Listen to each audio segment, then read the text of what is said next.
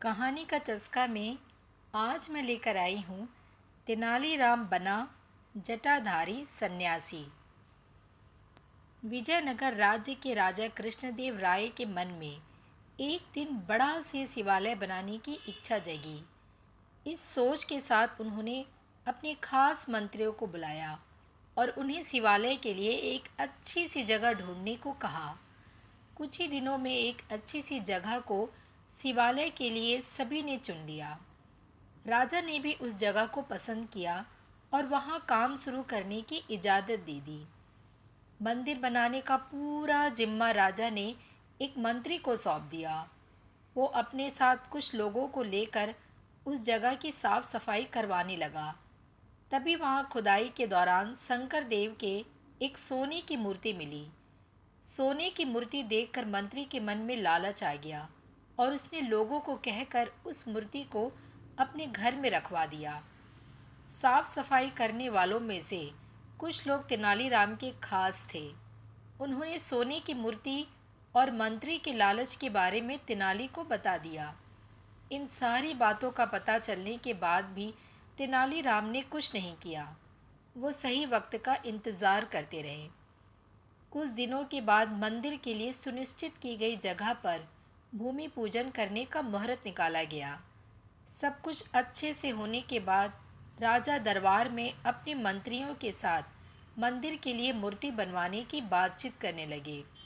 उन्होंने अपने सारे मंत्रियों से इसके बारे में राय मांगी।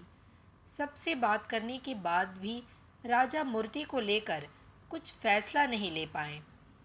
राजा ने अगले दिन फिर अपने सारे मंत्रियों को दरबार में मूर्ति के बारे में चर्चा करने के लिए बुलाया। तभी एक जटाधारी सन्यासी दरबार में आया। सन्यासी को देखकर सबने उन्हें आदरपूर्वक बैठने के लिए कहा। एक आसन पर बैठकर जटाधारी सन्यासी ने राजा से कहा कि मुझे स्वयं महादेव ने यहाँ भेजा है। मैं जानता हूँ कि आप लोग शिव मंदिर बनाने की सोच रहे हैं और वहाँ स्थापित करने के लिए मूर्ति कैसी हो उस पर यहाँ चर्चा हो रही है। इसी वजह से मैं यहाँ आया हूँ। जटाधारी सन्यासी ने आगे कहा कि भगवान शिव ने मुझे खुद आप लोगों की परेशानी दूर करने के लिए यहाँ भेजा है। राजा कृष्णदेव ने आश्चर्य से कहा कि खुद भगवान शिव ने आपको भेजा है?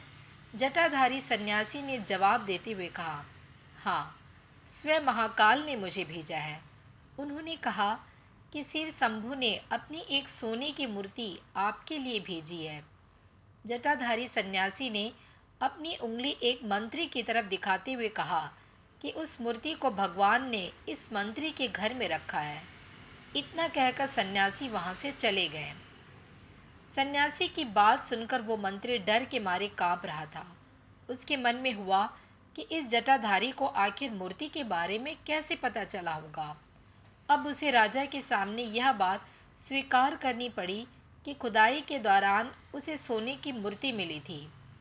यह सब देखकर महाराज ने दरबार में नज़र दौड़ाई और तेनालीराम को ढूंढा, लेकिन वो कहीं नज़र नहीं आए। तभी कुछ देर बाद तेनालीराम दरबार में आ गए। उन्हें देखते ही सब जोर जोर से हंसने लगे। तभी एक व्यक्ति ने कहा कि अच्छा, तो यही थे वो जटाधारी सन्यासी। आपने अपनी जटाएं और कपड़े तो उतार दिए, लेकिन माला उतारने भूल गए। सबको हंसता देख महाराज भी मुस्कुराने लगे और तेनालीराम की तारीफ करते हुए मंदिर का काम करवाने की जिम्मेदारी उनके कंधों पर सौंप दी। कहानी की सीख तो हमें हमेशा मिलती है, तो इस कहानी से भी हमें यह सीख मिल रही है कि लालच करना गलत है। हमेशा सरल और अच्छे मन से कार्य करना चाहिए। ऐसा करने से लोगों के सामने कभी शर्मिंदा होना नहीं पड़ता।